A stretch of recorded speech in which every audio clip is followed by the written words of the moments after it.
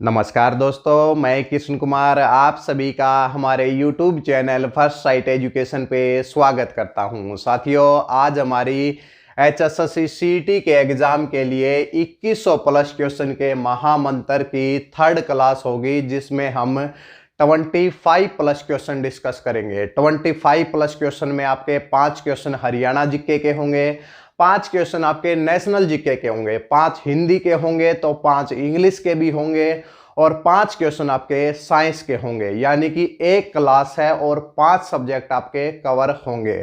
Class केवल 30 minute की होती है। 30 मिनट की हर रोज सुबह 9 बजे क्लास होती है, इसलिए ज़्यादा से ज़्यादा स्टूडेंट्स इस क्लास से जुड़े हुए। देखिए फ़ायदा क्या है ऐसी क्लासेज को देखने का। देखिए कई बार आप हिंदी पढ़ते हैं, इंग्लिश नहीं पढ़ पाते, नेशनल जीके पढ़ते हैं तो भाई हरियाणा जीके नहीं पढ़ पाते, हरियाणा जीके पढ़ते हैं तो नेशनल जीके नहीं पढ़ पाते। लेकिन ये जो क्लासेस जो स्टार्ट की गई हैं, ये आपके फायदे के लिए स्टार्ट की गई हैं, ताकि हर रोज आप हर सब्जेक्ट से जुड़े रहें और जब एग्जाम हो तो वहां पर आपका मैक्सिमम रिजल्ट आए भाई। ठीक है भाई, शुरुआत करें भाई आज की क्लास की। शुरुआत करते हैं। इससे पहले भाई 2 क्लास हो चुकी हैं, डिस्क्रिप्शन बॉक्स में लिंक मिल जाएगा, या फिर आप प्लेलिस्ट में जाके 2100 plus HSSC CET 2100 plus question को भी सर्च कर सकते हैं। वो हमारी एक प्लेलिस्ट है, उसके अंदर आपको कंप्लीट मिल जाएगा। आज की क्लास में हम क्या है कि भाई एक तो साइंस और एक नेशनल जीके के कुछ मिसलेनियस क्वेश्चन भी लेकर आए हैं, जो कि दिखने में बिल्कुल आसान होते हैं, लेकिन जब आप उनको अटेम्प्ट करते हैं तो बहुत गलत होने के बहुत ज़्यादा चांसेस हो जाते हैं। ऐसे क्वेश्चन आज की क्लास में मिक्स किए गए हैं। सभी स्टूडेंट से एक रिक्वेस्ट भी है कि क्लासेज को पूरा देखें भाई। ये नहीं कि 5 मिनट की आपने क्लास देखी और फिर चले गए, तो उसका कोई फायदा नहीं है। ठीक है, आप क्लासेज देखें, हर रोज अपने टाइमिंग सेट कर लें कि 9 बजे हमारी क्लास होगी, 9:30 बजे तक हमें 5 सब्जेक्ट कवर करने हैं भाई। ठीक है भाई, चलो भाई शुरुआत करते हैं आज की क्लास की।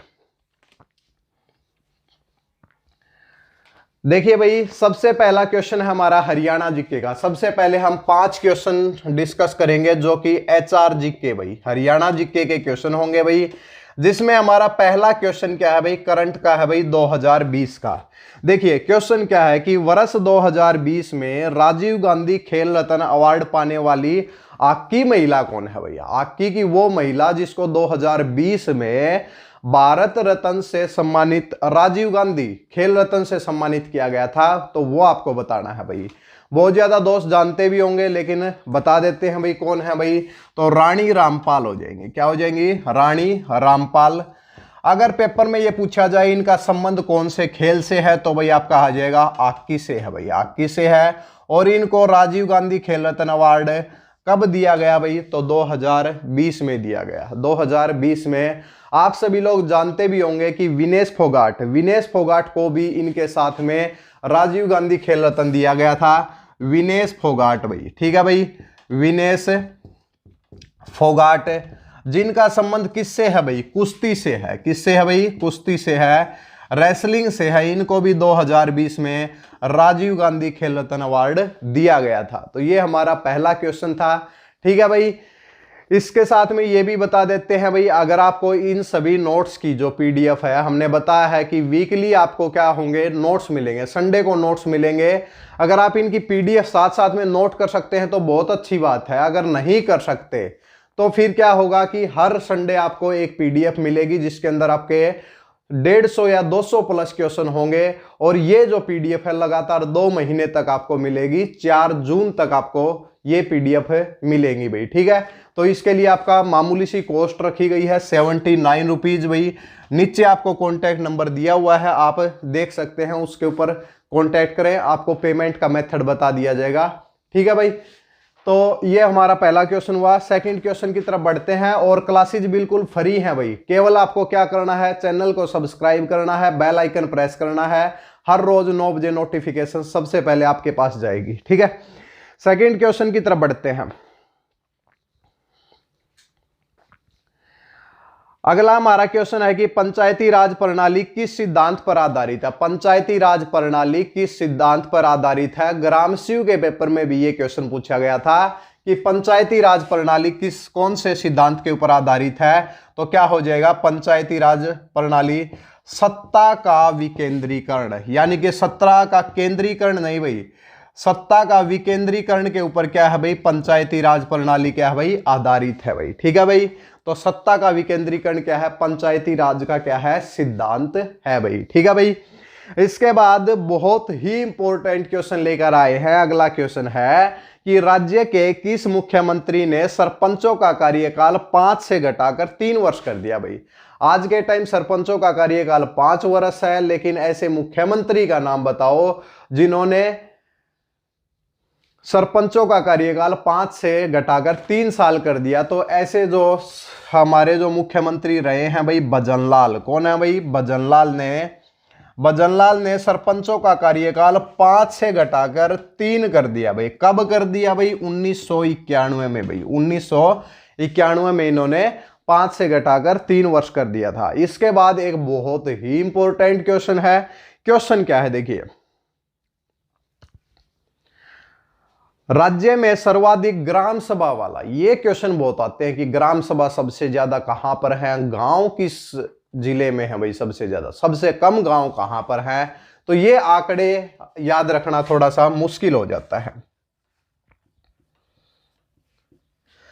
सबसे ज्यादा ग्राम सभा, अगर ग्राम सभा पूछी जाए, सबसे ज्यादा ग्राम सभा पूछी जाए तो ग्राम सभा सबसे ज्यादा है भाई गुरुग्राम में। कहां पर है भाई, गुरुग्राम में क्या है भाई, सबसे ज्यादा ग्राम सभा है।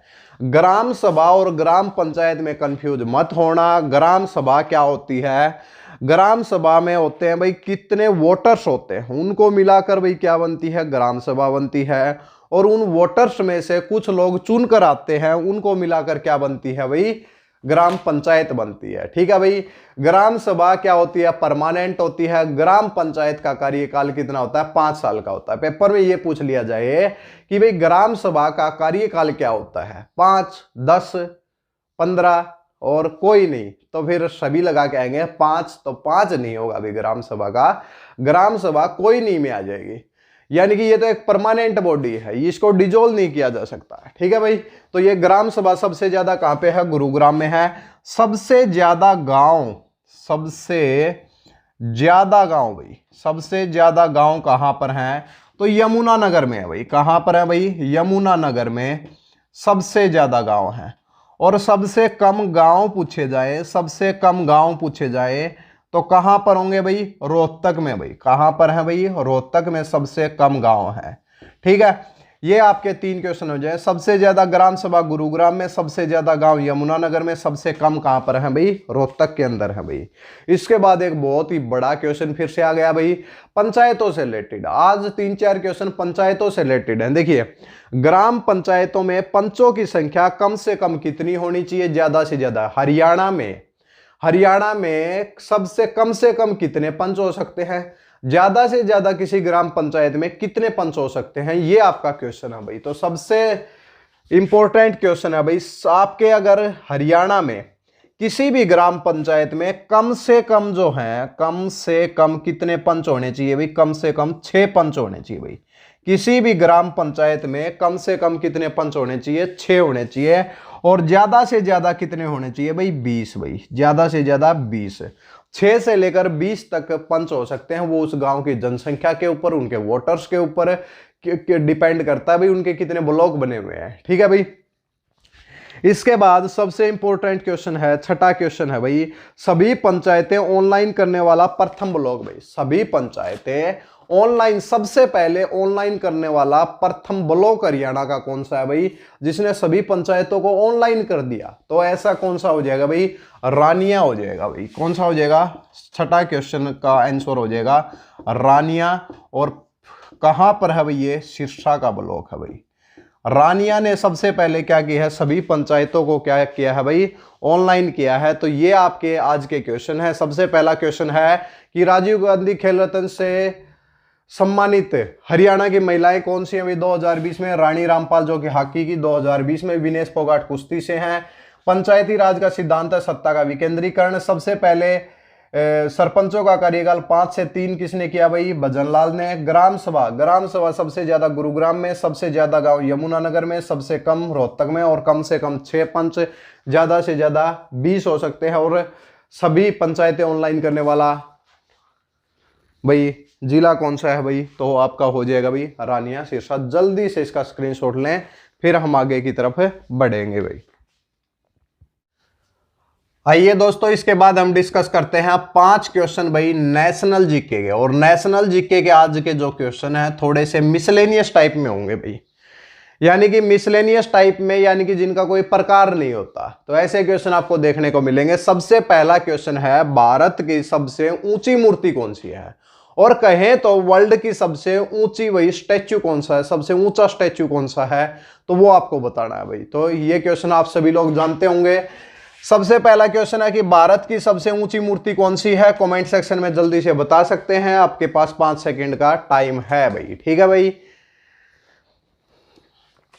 सबसे ऊंची मूर्ति भाई तो कौन सा हो जाएगा, स्टैच्यू ऑफ द यूनिटी। क्या हो जाएगा, स्टैच्यू ऑफ द यूनिटी, एकता का प्रतीक है भाई। ठीक है भाई, स्टैच्यू ऑफ यूनिटी क्या है भाई, भारत की या फिर वर्ल्ड की सबसे ऊंची क्या है भाई, मूर्ति है भाई। ठीक है भाई, तो स्टैच्यू ऑफ यूनिटी। लेकिन इससे रिलेटेड क्वेश्चन क्या पूछा जा सकता है, एक क्वेश्चन तो आपका हो गया, लेकिन स्टैच्यू ऑफ यूनिटी से रिलेटेड भाई ये है कहां पर भाई, तो कहां पर है भाई, गुजरात में है। दूसरा क्वेश्चन है कि भाई इसकी ऊंचाई कितनी है, तो ऊंचाई कहे तो 182 मीटर है भाई, और कहे फुट में कहे तो 597 फुट है भाई। क्या है भाई, 597 क्या है इसकी फुट, इसकी क्या है भाई ऊंचाई है। इसके बाद में अगर इसका पूछा जाए कि भाई इसका तैयार करने वाला कौन था भाई, इसको तैयार करने वाला कौन सा था, तो राम वी सूतर है भाई। कौन है भाई, राम वी सूतर। राम वी सूतर ने इसका क्या किया था भाई, डिजाइन तैयार किया था। स्टैच्यू ऑफ यूनिटी गुजरात भाई राज्य में है, 182 मीटर जिसकी भाई हाइट है, 597 फुट हाइट हो गई। राम वी सूतर ने इसका क्या किया था भाई, डिजाइन तैयार किया था। इसके बाद में भाई इसकी जो इसको बनाना कब स्टार्ट हुआ था, तो 2013 में 31 अक्टूबर भाई, 31 अक्टूबर 2013 को भाई इसको भाई बनाने की मंजूरी मिली थी। और बता दें कि भाई 30 अक्टूबर 2018 को इसका निर्माण कार्य पूरा होके भाई स्टैच्यू ऑफ यूनिटी बन गया था। 5 साल लगे भाई इसको बनने में, कितने साल लगे भाई, 5 साल लगे हैं। ठीक है, तो ये हमारा पहला क्वेश्चन था, स्टैच्यू ऑफ यूनिटी सबसे ऊंची मूर्ति है। उसके बाद एक मिसलेनियस क्वेश्चन फिर से आ जाता है कि सर्वोच्च न्यायालय में प्रथम महिला न्यायाधीश कौन थी, मुख्य न्यायाधीश नहीं भाई, सर्वोच्च न्यायालय यानी कि सुप्रीम कोर्ट भाई। सुप्रीम कोर्ट में जो न्यायाधीश कौन थी भाई, पहली महिला न्यायाधीश, तो क्या हो जाएगा, एम फातिमा बीबी। कौन हो जाएंगी, एम फातिमा बीवी। एम फातिमा बीवी क्या हो जाएंगी, पहली क्या है भाई, न्यायाधीश रह चुकी हैं सर्वोच्च न्यायालय की। तो ठीक है भाई, हो जाएगा पहली न्यायाधीश कौन हो जाएंगी, एम फातिमा बीवी भाई। ठीक है भाई, और कब रही थी भाई, ये पूछ लिया जाए पेपर में कब रही हैं, तो ये हो जाएगा 1989 में भाई। 1989 में ये भाई सुप्रीम कोर्ट में, उससे पहले भाई कोई महिला थी नहीं न्यायाधीश, कोई भी महिला न्यायाधीश नहीं थी सुप्रीम कोर्ट में। पहली बार जो आई थी वो एम फातिमा बीवी आई थी भाई। ठीक है भाई, इसके बाद एक बहुत ही इंपॉर्टेंट क्वेश्चन है भाई, सुन लीजिए पहले तो। नोबेल पुरस्कार पाने वाले भारतीय प्रथम नागरिक कौन थे भाई, भारत के प्रथम नागरिक जिन्होंने भाई सबसे पहले भारत में, वैसे तो बाद में भी मिले हैं, लेकिन सबसे पहले जो नोबेल प्राइज है वो किसको मिला था भाई, तो नोबेल प्राइज का सबसे पहले नोबेल प्राइज भाई, सबसे पहले नोबेल प्राइज, सबसे पहले नोबेल प्राइज किसको मिला भाई, तो ये बताना है भाई कौन है भाई। क्या हो जाएंगे, रविंद्रनाथ टैगोर हो जाएंगे। कौन हो जाएंगे बताइए भाई, कौन हो जाएंगे, रविंद्रनाथ टैगोर। कौन हो जाएंगे, रविंद्रनाथ टैगोर भाई। रविंद्रनाथ टैगोर को भाई सबसे पहले क्या दिया गया था भाई, नोबेल प्राइज दिया गया था। कौन से सब्जेक्ट कौन सा था भाई इनका, लिटरेचर यानी कि साहित्य में दिया गया था भाई ने। किस में दिया गया था, साहित्य में भाई। और कब दिया गया था, 1913 में भाई। किसके लिए दिया गया था, अपनी सभी कविताओं को एक बुक के अंदर, गीतांजलि बुक थी भाई, गीतांजलि बुक के लिए इनको दिया गया था, सभी कविताओं को एक बुक के अंदर लिख दिया था 1913 में। तो सबसे पहले नोबेल प्राइज किसको दिया गया, रविंद्रनाथ टैगोर को। कौन से सब्जेक्ट में कौन से विषय में दिया गया, तो लिटरेचर यानी कि साहित्य में दिया गया। और कब दिया गया, 1913 में। और फिर गीतांजलि में क्या किया था, सभी कविताओं को एक ही बुक के अंदर लिखा था जिसका नाम था भाई गीतांजलि, इसके लिए दिया गया था। इसके बाद देखिए भाई और भी ऑप्शन दिए हुए हैं, जैसे मदर टेरेसा है। मदर टेरेसा को भी भाई शांति के लिए भी नोबेल प्राइज मिला है भाई 1900 कब भाई 1979 में। 1979 में मदर टेरेसा को दिया गया था। इसके बाद में अमर्त्य सेन, अमर्त्य सेन को इकोनॉमिक्स यानी कि अर्थशास्त्र में दिया गया कब, 1998 में भाई। हरगोविंद सिंह खुराना को चिकित्सा के क्षेत्र में दिया गया था तो 1968 में भाई। तो ये भी आप याद रखेंगे। और हरगोविंद सिंह खुराना को 1968 में चिकित्सा के क्षेत्र में, अमर्त्य सेन को 1998 में भाई अर्थशास्त्र इकोनॉमिक्स के लिए, और मदर टेरेसा को 1979 में भी मिला था भाई। ठीक है भाई। किस राज्य में सबरीमाला मंदिर स्थित है भाई। सबरीमाला बहुत ज्यादा विवादों में रहा है पहले, तो ये कौन सा हो जाएगा, सबरीमाला जो मंदिर है तो ये कहां पर स्थित है भाई, तो सबरीमाला बहुत ज्यादा न्यूज के अंदर आया था, तो ये कहां पे हो जाएगा, केरल में भाई। कहां पर है भाई, केरल में है भाई। और पांचवा क्वेश्चन देखिए, आज के क्वेश्चन ये नहीं कि एक पॉलिटी का है, एक ज्योग्राफी का, एक हिस्ट्री का है, ऐसा कुछ नहीं है, सब क्वेश्चन मिसलेनियस है। भारत में चंदन की लकड़ी के लिए सबसे प्रसिद्ध राज्य कौन सा है भाई, चंदन की लकड़ी। चंदन की लकड़ी से क्या समझते भाई, क्या होती है भाई चंदन की लकड़ी। 1 किलो चंदन की जो लकड़ी है वो 25 से 26 हजार रुपए की, 25 से लेकर 26 हजार रुपए किलो बिकती है भाई चंदन की लकड़ी। ठीक है भाई। और एक पेड़ से चंदन की जो लकड़ी किसी, जैसे कि कोई व्यक्ति है वो भाई छटाई करके लेके आता है, तो उसको 25 से 26 किलो चंदन की लकड़ी मिल जाती है। यानी कि एक व्यक्ति को चंदन की लकड़ी कितनी मिल जाती है, 25 से 26 किलो। यानी कि एक व्यक्ति 5 से 6 लाख रुपए कमा सकता है चंदन के अंदर भाई। एक पेड़ से 5 से 6 लाख रुपए कमाए जा सकते हैं चंदन की लकड़ी के व्यापार को लेके। ठीक है भाई। तो भाई सबसे ज्यादा चंदन की लकड़ी के लिए कौन सा राज्य है, तो भाई कर्नाटक हो जाएगा। तो कर्नाटक चले जाओ भाई, चंदन की लकड़ियां मिल जाएंगी, वहां पर व्यापार अच्छा मिलेगा, लेकिन बेचना अपराध होगा। चंदन की लकड़ी के लिए प्रसिद्ध भाई। ठीक है भाई।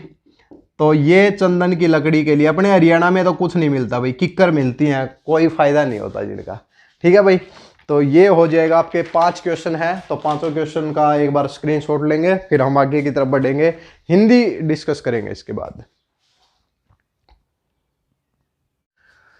आइए दोस्तों, इसके बाद हम डिस्कस करते हैं 5 क्वेश्चन भाई जो कि आपके हिंदी के होंगे भाई। हिंदी के आज क्वेश्चन क्या है कि हम ना तो कोई संधि लेकर आए हैं, ना कोई समास लेकर आए हैं।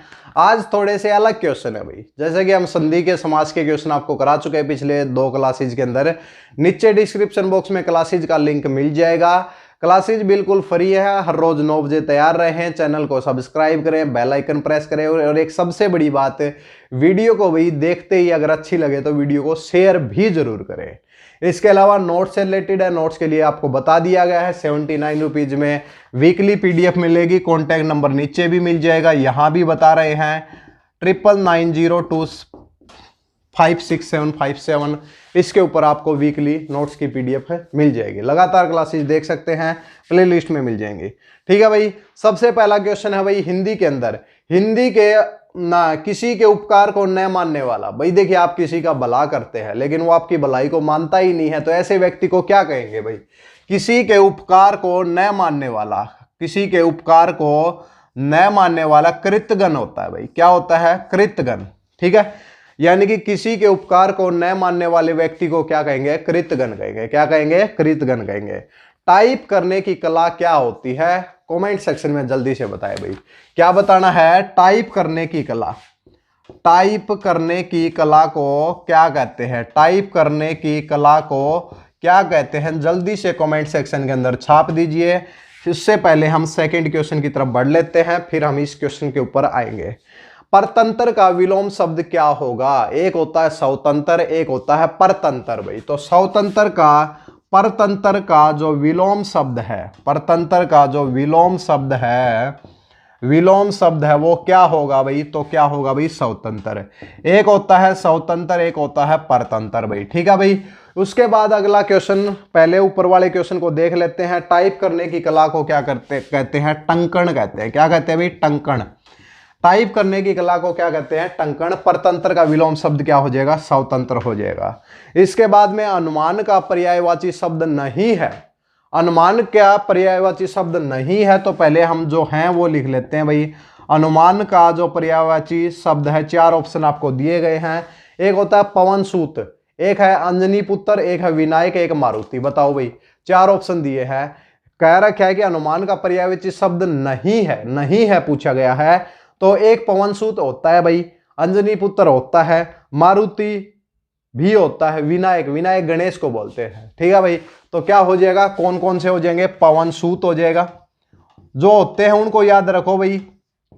उसके अलावा तो भाई अपने आप ही निकल आएगा भाई आंसर, अंजनी पुत्र भाई, अंजनी पुत्र भाई। ठीक है, ये इसके क्या है भाई? पर्यायवाची शब्द हैं। उसके बाद में आप एक कमेंट सेक्शन में अभी बताएंगे अंधकार। अंधकार के जो पर्यायवाची शब्द कौन कौन से हैं, और पहले हम 4th क्वेश्चन की तरफ बढ़ते हैं। जल्दी से कमेंट सेक्शन में लिख दीजिए भाई। ठीक है, आलस्य का विशेषण क्या होगा? आलस्य का विशेषण क्या होगा भाई? आलस्य का विशेषण, देखिए विशेषण अगर आपको याद करना कि कोई सा विशेषण है या नहीं, उसके आगे कोई ना कोई वर्ड जोड़ दीजिए भाई। अगर वो ठीक ठाक बैठता है तो ठीक है भाई, इसका ये विशेषण है, वरना नहीं है।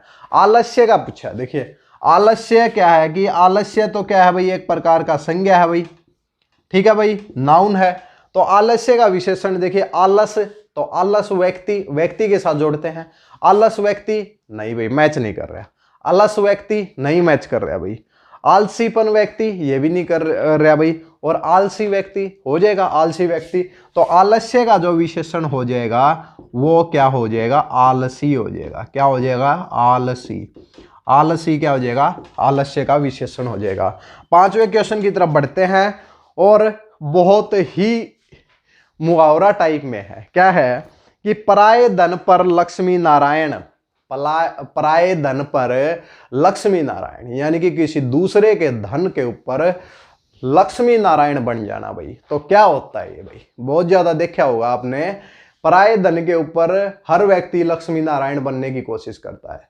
किसी दूसरे के धन के ऊपर अधिकार जमाना, दोष दिखाना भाई। किसी दूसरे का धन हो और उसी के ऊपर अगर दोष दिखाए तो फिर क्या हो जाएगा? वो पराये धन के ऊपर लक्ष्मी नारायण हो जाएगा। तो क्या है भाई? तो देखिए, पराये धन पर, पराये धन पर लक्ष्मी नारायण, पराये धन पर लक्ष्मी नारायण, दूसरे का धन पाकर अधिकार जमाना भाई। दूसरे का धन पाकर अधिकार जमाना, दूसरे का धन पाकर अधिकार जमाना क्या हो जाएगा भाई? आपका हो जाएगा पराये धन पर लक्ष्मी नारायण। तो ये आपके 5 क्वेश्चन थे हिंदी के। किसी के उपकार को न मानने वाला कृतघ्न होगा भाई। टाइप करने की कला टंकण कहलाएगी। परतंत्र का विलोम शब्द स्वतंत्र हो जाएगा। अनुमान के पर्यायवाची शब्द हैं पवन सूत, मारुति, अंजनी पुत्र। अंधकार के क्या लिखे? तम तिमिर, तम तिमिर, तम मतलब अंधेरा, अंधकार। तिमिर, तिमिर भी क्या होता है भाई? अंधकार होता है। तम तिमिर क्या हो जाएंगे इसके भाई? विलोम शब्द हो जाएंगे। 1-2 और देख लेते भाई। तमिश्रा, तमिश्रा। उसके बाद में एक है भाई दवांत, दवांत हो जाएगा। ठीक है भाई। आलस्य का विशेषण आलसी हो जाएगा। पराये धन पर लक्ष्मी नारायण, दूसरे का धन पाकर अधिकार जमाना, दोष दिखाना। ठीक है भाई। तो ये आपके हिंदी के 5 क्वेश्चन है। जल्दी से इनका स्क्रीनशॉट लेंगे, फिर हम आगे की तरफ बढ़ते हैं। आइए दोस्तों, इसके बाद हम डिस्कस करते हैं 5 भाई साइंस के क्वेश्चन, विज्ञान पढ़ेंगे भाई। ठीक है भाई। एक क्लास के अंदर हिंदी भी पढ़ लेते हैं, इंग्लिश भी पढ़ लेते हैं, साइंस भी पढ़ लेते हैं, जीके भी पढ़ लेते हैं, नेशनल जीके भी पढ़ लेते हैं। सब्जेक्ट बचते हैं भाई कंप्यूटर, रीजनिंग और मैथ। इनका क्या होगा टाइम बताएगा भाई। ठीक है भाई। इसके बाद देखिए, best conductor of the electricity, electricity का सबसे, आज जो साइंस की क्वेश्चन है बिल्कुल इजी इजी है भाई। ठीक है भाई। जो गलत होने के ज्यादा चांसेस रहते हैं, ज्यादा डीप में नहीं गए भाई, बिल्कुल ऊपर ऊपर से क्वेश्चन लेकर आए हैं। Best conductor of the electricity भाई, विद्युत का चालक, विद्युत का सबसे अच्छा चालक कौन सा है? विद्युत का सबसे अच्छा चालक भाई, सबसे अच्छा चालक है, सबसे ज्यादा यानी कि विद्युत किसमें से प्रवाह होती है? तो ऑप्शन आपको दिए गए हैं, सिल्वर, लेड, एल्यूमिनियम, कॉपर भाई। कॉपर या फिर तांबा हो गया, एल्यूमिनियम हो गया, एल्यूमिनियम होता भी बेस्ट कंडक्टर तो होता है, लेड, लेड नहीं होता भी, लेड तो एक इंसुलेटर हो जाएगा, ठीक है। इसके बाद में सिल्वर है भाई। तो सबसे ज्यादा जो है, सबसे ज्यादा अगर देखा जाए तो सिल्वर क्या है भाई? बेस्ट कंडक्टर है भाई। क्या है भाई? Best conductor. इंग्लिश और हिंदी दोनों को मिक्स कर रहे हैं भाई, ठीक है भाई। बेस्ट कंडक्टर, इससे हिंदी वाले खुश हो जाएंगे, इससे इंग्लिश वाले खुश हो जाएंगे, ठीक है। सिल्वर क्या है भाई? बेस्ट कंडक्टर, सबसे अच्छा चालक है भाई, ठीक है भाई। उसके बाद दूसरा है, दूसरा हो जाएगा क्वेश्चन, चूने में पानी मिलाने पर, जैसे कि चूना है, चूने के अंदर जब आप पानी मिलाते हैं तो कौन सी गैस धुआं निकलता है भाई। चूने में पानी डालते हैं तो भाई, सीमेंट के अंदर भी पानी डालते हैं तो भी धुआं निकलता है, ठीक है भाई। तो इसके अंदर पानी डालने से धुआं निकलता है, तो उसमें कौन सी गैस निकलती है? तो भाई कार्बन डाइऑक्साइड निकलती है। धुएं में पानी डालने से कौन सी गैस निकलती है? तो कौन सी आ जाएगी भाई? Carbon dioxide. तो टेंशन मत लीजिए, लिखने की टेंशन ये है कि साथ साथ में स्लो करके वीडियो को देख लीजिए, तो वहां से आप साथ साथ में नोट डाउन कर सकते हैं। और जिन्होंने आज ये नोट्स ले रखे हैं तो भाई उनको आज शाम को 6 बजे कंप्लीट नोट्स मिल जाएंगे, जिनकी पेमेंट हो रखी है भाई। और जिनकी नहीं हुई है उनका को कॉन्टैक्ट नंबर दे रहे हैं, इसके ऊपर कॉन्टैक्ट करें 9990256757 भाई, ठीक है भाई, जिसमें सब कुछ लिखा गया है। इसके बाद में क्वेश्चन आता है कि भाई एनीमिया की कमी से, किस चीज की? एनीमिया रोग से। एनीमिया हो जाता है भाई किसी को, अगर किसी को एनीमिया, एनीमिया हो जाता है तो उसकी वजह से भाई क्या हो जाता है? एनीमिया रोग होने से क्या होता है भाई? तो भाई खून के अंदर हीमोग्लोबिन की कमी हो जाती है। खून के अंदर किसकी कमी हो जाती है? हीमोग्लोबिन, हीमोग्लोबिन की कमी हो जाती है। हीमोग्लोबिन की कमी हो जाती है किसकी वजह से भाई? आपके एनीमिया रोग की वजह से। इसके बाद में आधुनिक शक्तिशाली चुंबक बनते हैं। आजकल भाई चुंबक बनाते हैं, तो चुंबक सबसे ज्यादा कैसे बनते हैं भाई? देखिए, strong magnets are formed by this, English के अंदर लिख देते हैं स्ट्रॉन्ग मैग्नेट भाई, स्ट्रॉन्ग मैग्नेट। सबसे ज्यादा जो स्ट्रॉन्ग यानी कि सबसे शक्तिशाली जो मैग्नेट है आज के टाइम, मॉडर्न टाइम में कैसे बनते हैं भाई? देखिए, लोह व यौगिकों से, यानी कि आयरन व कंपाउंड से नहीं भाई। लोह व चुंबकीय पदार्थों से, एक चुंबक ले लिया, एक लोहा ले लिया, दोनों को मिला दिया, क्या चुंबक बन जाएगी? आजकल नहीं बनती, पहले बनती थी भाई, ठीक है भाई।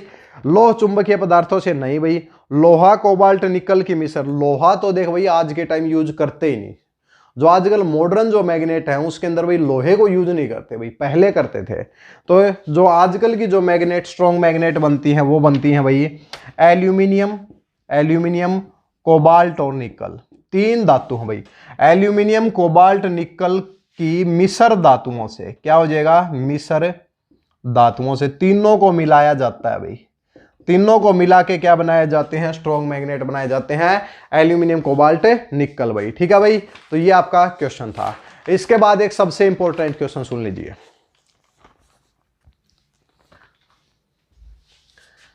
पांचवा क्वेश्चन हमारा है कि पनडुब्बियां पानी में चलती हैं, पनडुब्बियां पानी में चलती हैं, उनके इंजनों में से निम्नलिखित इंजन का प्रयोग। भाई पनडुब्बी पानी में चलती है, उसमें पेट्रोल डालोगे या डीजल डालोगे या फिर कोयले से चलाओगे, कुछ ना कुछ तो करना ही पड़ेगा, ठीक है। तो पनडुब्बियां, क्वेश्चन सुन लीजिए, पनडुब्बियां पानी में चलती हैं, तो निम्नलिखित में से ये बताइए कि इनके अंदर कौन सा भाई फ्यूल, कौन सा यूज होता है? कौन सा फ्यूल यूज होता है? तो पहला है पेट्रोल और ऑक्सीजन भाई, दूसरा है डीजल, तीसरा है बैटरी, बैटरी से चलती है नहीं भाई, और फोर्थ हो जाएगा भाप भाई। तो क्या हो जाएगा? पनडुब्बियां जो चलती है इनके अंदर जो यूज होता है वो भाप यूज होती है भाई। भाप है जे क्या होता है भाई? इसके अंदर फ्यूल, भाप है जे क्या होता है? फ्यूल के तरीके से इसके अंदर यूज होता है। तो ये हमारे साइंस के 5 क्वेश्चन हैं। सबसे अच्छा चालक है सिल्वर है भाई, और चूने में पानी डालने से कार्बन डाइऑक्साइड गैस निकलती है। एनीमिया रोग हो जाता है तो हीमोग्लोबिन की कमी हो जाती है। Strong magnet aluminium cobalt nickel से बनते हैं। भाप यानी कि पनडुब्बियां भाप को एज ए फ्यूल यूज करती है। पिछली क्लास में हमने पीएच मान से रिलेटेड क्वेश्चन कराए थे। पीएच मान क्या होते हैं, तो 2 क्लासेज वो बहुत ही इंपॉर्टेंट है, आज थर्ड है और इस तरीके से लगातार क्लासेज चलती रहेंगी भाई। जल्दी से इसका स्क्रीनशॉट लेंगे फिर हम आगे की तरफ बढ़ते हैं। आइए दोस्तों, इसके बाद हम डिस्कस करते हैं 5 भाई इंग्लिश के क्वेश्चन भाई। और इंग्लिश के क्वेश्चन आपके छाप दिए गए हैं क्योंकि ज्यादा टाइम ना लगे, आपको ऑप्शन समझने में कोई भी दिक्कत ना आए। एक दोस्त का कमेंट आया था कि सर इंग्लिश के क्वेश्चन को थोड़ा सा लिख दीजिए ऑप्शन और थोड़ा सा टाइम दीजिए बताने के लिए। तो चलो, जो भी आपकी क्यूरीज है उनको कमेंट सेक्शन के अंदर डालते रहे। क्या आपको प्रॉब्लम आ रही है क्लासेस से रिलेटेड, जो भी क्यूरीज है वो कमेंट सेक्शन में डालते रहे। जवाब नहीं तो उनके ऊपर गौर जरूर किया जाएगा। देखिए भाई, क्वेश्चन नंबर 1 है, the strong dislike between the 2 person. 2 व्यक्ति हैं, दोनों के बीच में बहुत ज्यादा नफरत है भाई। 2 व्यक्ति हैं, उनके अंदर बहुत ज्यादा नफरत हो रही है। तो इंग्लिश में क्या बोलेंगे भाई उसको, तो इंग्लिश में क्या बोलेंगे, अडामेंट, एब्डिकेशन, एम्बीडेक्स्ट्रियस या एंटीपैथी। देखिए वर्डों के वर्ड मीनिंग आपको जरूरी है, कोई भी बुक ले लीजिए उसके अंदर वर्ड मीनिंग जरूर याद कीजिए। वर्ड मीनिंग याद करने से आपके स्पेलिंग एरर भी हो जाता है, वर्ड मीनिंग हो ही जाते हैं, सिनोनियम हो जाते हैं, एंटोनियम हो जाते हैं, वन वर्ड सब्स्टिट्यूशन हो जाते हैं और कहीं कहीं पर तो इडियम एंड फ्रेजेज भी हो जाते हैं। कहने का मतलब वर्ड मीनिंग सबसे पहली इंग्लिश की वो है भाई। देखिए अडामेंट का मतलब होता है जिद्दी भाई, ठीक है भाई। अडामेंट का मतलब होता है कोई जिद्दी पकड़ लेना भाई। एब्डिकेशन का मतलब होता है किसी चीज को त्यागना, किसी चीज को त्यागना क्या होता है, एब्डिकेशन होता है। एम्बीडेक्स्ट्रियस एक वैसा व्यक्ति जो दोनों हाथों से निपुण, अगर कोई काम करता है जैसे कि कोई बॉलिंग करता है तो राइट हैंड से भी वैसी बॉल डाले और लेफ्ट हैंड से भी वैसी बॉल डाले, तो यानी कि दोनों हाथों से किसी एक काम में परफेक्ट होना भाई, ठीक है भाई। तो एम्बीडेक्स्ट्रियस दोनों हाथों से भाई निपुण होना भाई।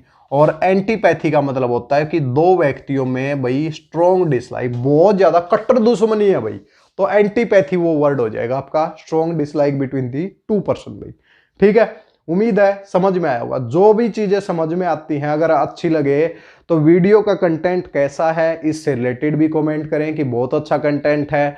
कोई गलती है तो उसको भी कमेंट सेक्शन में डालें ताकि हमें पता लगे कि भाई कहाँ पर आप लोगों को जो दिक्कत आ रही है, और दिक्कत नहीं आ रही है तो ये डालें कि सर कोई दिक्कत नहीं है, क्लासेज बहुत अच्छी हैं भाई, ठीक है भाई। तो कमेंट सेक्शन में साथ साथ में बताते रहें। सेकंड क्वेश्चन है करेक्ट स्पेलिंग। 4 स्पेलिंग दी गई हैं, उसमें से आपको भाई सही जो यानी कि सही स्पेलिंग कौन सी है वो आपको बतानी है। देख लीजिए भाई, कमेंट सेक्शन में जल्दी बताएं भाई। ABCD लिखेंगे भाई, कमीशन कमीशन कमीशन कमीशन, चारों कमीशन के जल्दी से दें भाई इसका जवाब।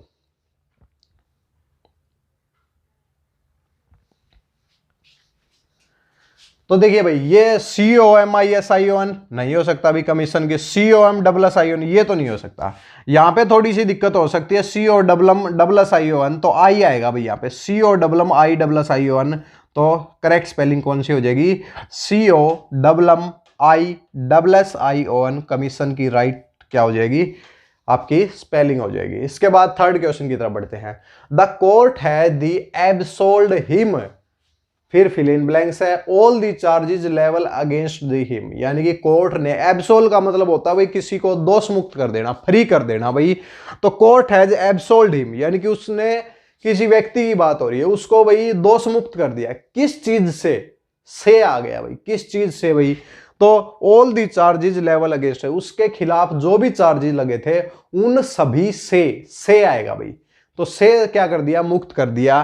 तो एब्सोल्ड हिम ऑफ तो अलग करना होता है बिल्कुल भाई, ठीक है। विद ऑल दी चार्जेस नहीं हो सकता, इन ऑल चार्जेस नहीं होगा, तो फ्रॉम से होता है भाई। फ्रॉम क्या होता है, से होता है। तो डी ऑप्शन आपका राइट हो जाएगा। ऐसे क्वेश्चन को अपनी भाई दिमाग से सोचना होता है कि कहना क्या चाह रहा है भाई। कोर्ट है the absolved him, the fill in the blanks all the charges level against him, तो court has absolved him from आ जाएगा भाई, फ्रॉम ऑल दी चार्जेज। और आप पढ़ के देखिए तो बिल्कुल सही मैच कर रहे हैं, ठीक है। इसके बाद next question, to smell a rat, भाई चूहे को सूंघना। ये नहीं कहते भाई कोई बात हो रही है, लेकिन हमें थोड़ी सी ये भनक हो रही है कि भी कुछ दाल में काला है। समय टू स्मेल ए रैट, यानी कि किसी चीज को भापने की कोशिश करना कि इसके अंदर भाई कुछ गलत है भाई, ठीक है भाई।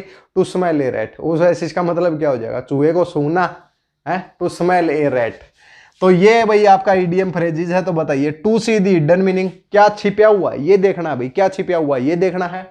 या to smell the bad order, यानी कि बैड ऑर्डर यानी क्या होता है भाई, जैसे कि कोई कुछ चीज होती है, किसी जगह से आप जाते हैं तो आपको बैड ऑर्डर यानी कि भाई सुगंध है वो अच्छी नहीं होती, तो टू बैड ऑर्डर ये भी नहीं होगा भाई।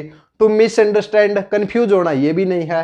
तो टू सस्पेक्टेटरी, यानी कि भाई कोई चालबाजी तो नहीं खेल रहा है हमारे साथ, कोई चालबाजी तो नहीं खेल रहा है हमारे खिलाफ, कोई षड्यंत्र तो नहीं रच रहा है, कोई धोखा तो नहीं हो रहा है। इस चीज को सस्पेक्ट करना क्या होता है, टू स्मेल ए रैट। तो फोर्थ ऑप्शन क्या हो जाएगा, right. To smell a rat, to suspect treachery or the deceit भाई। अबांडन, अबांडन का मतलब क्या होता है, त्यागना। एब्डिकेशन भी था भाई यहाँ पे, त्यागना। अबांडन का मतलब होता है किसी चीज को छोड़ के चले जाना भाई। रेलिंग्विश, त्यागना। रेलिंग्विश क्या होता है, त्यागना, छोड़ना भाई। तो क्या हो जाएगा, रेलिंग्विश। अबांडन का सिनोनियम क्या हो जाएगा, रेलिंक्विश हो जाएगा, ठीक है भाई। इनफ है, नहीं हो सकता। समिट, ऊंचे शिखर को बोलते हैं भाई। एक्सेप्ट, स्वीकार करना, तो रेलिंग्विश ही आपका यहाँ पे राइट आंसर हो जाएगा। 25 क्वेश्चन की बात थी, लेकिन आज क्वेश्चन थोड़े से ज्यादा हुए हैं, क्योंकि देखिए जो क्वेश्चन हम लेके आते हैं उससे रिलेटेड थोड़े थोड़े फैक्ट भी बताने पड़ते हैं, इसलिए क्लासेस थोड़ी सी लंबी हो जाती है, ठीक है भाई। तो कैसी क्लास लगी सभी कमेंट सेक्शन के अंदर बताएं। हर रोज यही पैटर्न चलेगा एग्जाम तक, 5 सब्जेक्ट एक क्लास के अंदर होंगे। क्लास को देखकर ये मत सोचना कि भाई केवल यही क्वेश्चन आएंगे, उस क्लास से कुछ सीखने का प्रयत्न करना कि आज हमें इस क्लास में से एक वर्ड मीनिंग नहीं आया तो वर्ड मीनिंग तो बुक उठाएंगे और वर्ड मीनिंग, थोड़े से वर्ड मीनिंग पढ़ के देखेंगे। आज हमें कोई साइंस का क्वेश्चन नहीं आया तो उससे रिलेटेड जितनी भी क्वेश्चन वो हम देखेंगे। पीएच मान की वैल्यू पूछी है तो भाई पीएच मान की 6-7 वैल्यू होती है, वो हम पढ़ेंगे। इसके साथ में अगर पूछा जाए कि आर्टिकल का क्वेश्चन पूछा गया है तो बुक से आर्टिकल उठाएंगे, थोड़ा सा आर्टिकल के बारे में पढ़ेंगे।